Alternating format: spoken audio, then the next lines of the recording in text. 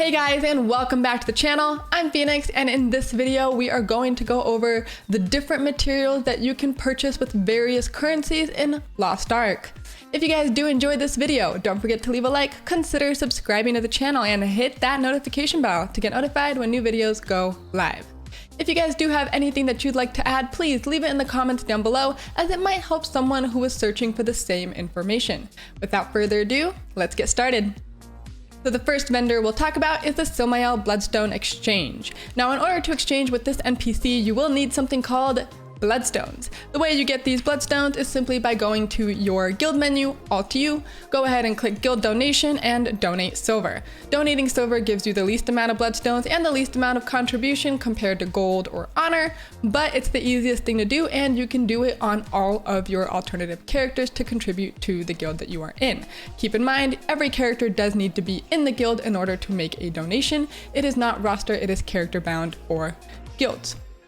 Now, this is very, very important to do because the higher level your guild is, the more stuff you can purchase from this exchange vendor. Let's take a look. So here we are at the exchange NPC, and as you can see, this is everything that you can purchase here, including honing materials.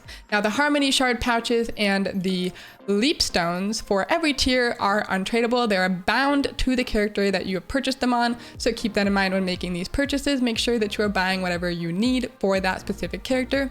However, these stones, any destruction stones, are all tradable, and you can list them on the market should you want to make money off of them. Now, every character does have their own share or set of Bloodstones. They are not roster bound, and they are not combined across your entire roster. So make sure that you are donating with every character so that you can get the most out of your Bloodstone exchange NPC. You can also purchase entrance ticket boxes. They are RNG, so you can either get silver or either entrance ticket, not both, only one. And most of the time it's silver, but hey, it's RNG, so give it a shot, try it out. See how lucky you are. Now, the next NPC we'll talk about is the Chaos Dungeon exchange vendor, and through this vendor you can exchange materials with every character you have on your roster.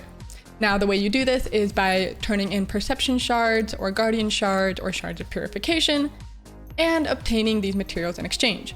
Now, all of the tier 1 and tier 2 materials are bound, while the tier 3 materials are unbound. So if you have alts at tier 3, you can go ahead and use this in order to gear up your main a little bit more, or if you're trying to keep things even, whatever you choose to do, just do it.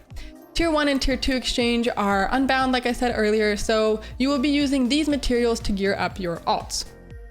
Now, the way that I recommend to obtain these guardian shards and perception shards is simply by going with your main to the Chaos Dungeon statue and figuring out what is the highest that you can do within that tier. The reason being is that your main will clear things much quicker, much easier, and will be able to obtain the most amount of shards for your respective tier in a given amount of time.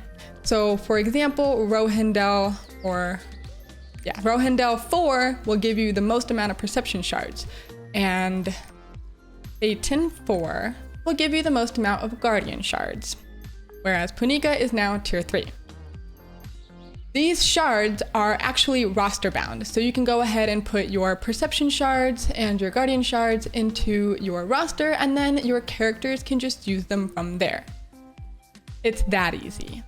Now, a quick tip when you are doing your farming for the Chaos Dungeon is to go ahead and do the first 2 levels of the Chaos Dungeon. If you get a special portal, either purple or gold, go ahead and go in it, get your materials, get out. If you don't get a portal, just go ahead and quit and restart all over again. And the reason for that is because the amount of time it takes to wait for those rocks to spawn in the level 3 of the Chaos Dungeon, and by the time you clear it and finish it, you could have already done the first and second level of the next attempt, I guess you could call it. So give that a shot. Let me know what you think about that particular method. The third and final exchange NPC that we'll talk about is the Traveling Merchant Ship. These merchant ships are just outside of every dock of every city, so you can just go ahead and quickly ready to set sail, dock or set sail, and come right out. There are your ships. Super easy to get to on every single character that you have.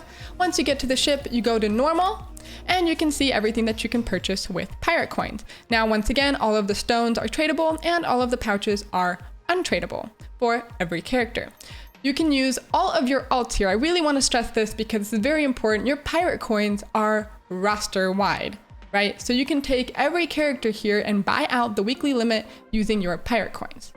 Now I know some of you are thinking, hey, I don't really know how to get pirate coins. I'm low on them. I don't want to spend them all in one place over here. But don't worry, I will make a video on how to obtain pirate coins every day so that you can buy out your weekly pirate shop on every single character and still have pirate coins left over. So stay tuned for that particular video. Now, as we all know, the bare minimum to do on your alts to at least get some materials are going to be your daily chaos dungeons, your 2 daily guardian raids, and your weekly abyssal dungeons as well. Just make sure you at least try to get some of your characters to be doing that stuff. I know it can be a little bit tedious and daunting to have to do it on so many different characters, but I promise you it really does not take that much time. Thank you guys so much for watching this video. I hope some of you did learn something, and if not, I hope this was a great refresher for you and things are a bit clearer in your heads.